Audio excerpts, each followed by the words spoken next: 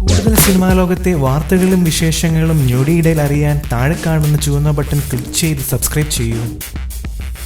Social media അതിരുവിടുന്നു. ഒരു സമയത്ത് നടൻ പൃഥ്വിരാജിനെ പച്ചയ്ക്ക് കൊളുത്തും വിധം സോഷ്യൽ മീഡിയ ആക്രമണങ്ങൾ നടത്തിയിരുന്നു. ഇപ്പോൾ നവമാധ്യമങ്ങൾ ഉന്നം വെച്ചിരിക്കുന്നത് നടൻ ദിലീപിനു നേരെയാണ്. താരങ്ങളുടെ വ്യക്തിജീവിതത്തിൽ ഇടപെടാൻ ഒരാൾക്കും അവകാശമില്ലെന്നിരിക്കെ ദിലീപിനും കുടുംബത്തിനുമെതിരെ വളരെ ഗുരുതരമായ ആരോപണങ്ങളുമായാണ് ഓരോ ദിവസവും സോഷ്യൽ മീഡിയ ജീവികൾ ഉന്നയിച്ചുകൊണ്ടിരിക്കുന്നത്. പാപ്പരാസികളെയും സോഷ്യൽ മീഡിയയിലെ ബുദ്ധിജീവികളുടെയും ആക്രമണം സഹിക്കാൻ വയ്യാതെ ദിലീപ് കാവ്യമാധവനെ വിവാഹം കഴിച്ചു. വിവാഹത്തിന് ശേഷം ഇരുവരെയും തേടിപ്പിടിച്ചു കാരണങ്ങൾ കണ്ടെത്തി ആക്രമിക്കുകയാണ് നവമാധ്യമങ്ങൾ. കാവ്യയും ദിലീപിന്റെ മകൾ മീനാക്ഷിയും തമ്മിൽ മുട്ടൻ വഴക്കാണെന്ന് പറഞ്ഞാണ് ഇപ്പോൾ ദിലീപിനെയും കുടുംബത്തെയും ആക്രമിച്ചുകൊണ്ടിരിക്കുന്നത്. ഇത് അല്പം കടന്നുപോയി എന്നേ പറയാനാവൂ. പ്രേം നസീറിനും ഷീലയ്ക്കും ശേഷം മലയാളത്തിലെ ഏറ്റവും അധികം സിനിമകളിൽ ഒന്നിച്ചഭിനയിച്ച താരജോഡികളാണ് കാവ്യമാധവനും ദിലീപും. ഇരുവരുടെയും ജോഡി പൊരുത്തവും പ്രേക്ഷകർ അംഗീകരിച്ചു. അതോടെ ഇരുവരെയും ചേർത്ത് ഗോസിപ്പുകൾ വരാൻ ആരംഭിച്ചു. മഞ്ജുവും ദിലീപും പിരിയാൻ കാരണവും കാവ്യ ആദിവിവാഹം ബന്ധം വേർപ്പെടുത്തിയതിന് കാരണവും ദിലീപ് കാവ്യ ബന്ധമാണെന്ന് വരെ ആരോപിക്കപ്പെട്ടു. ആദ്യമൊക്കെ ഗോസിപ്പുകളോട് കാവ്യമാധവനും ദിലീപും പ്രതികരിക്കാതെയിരുന്നു.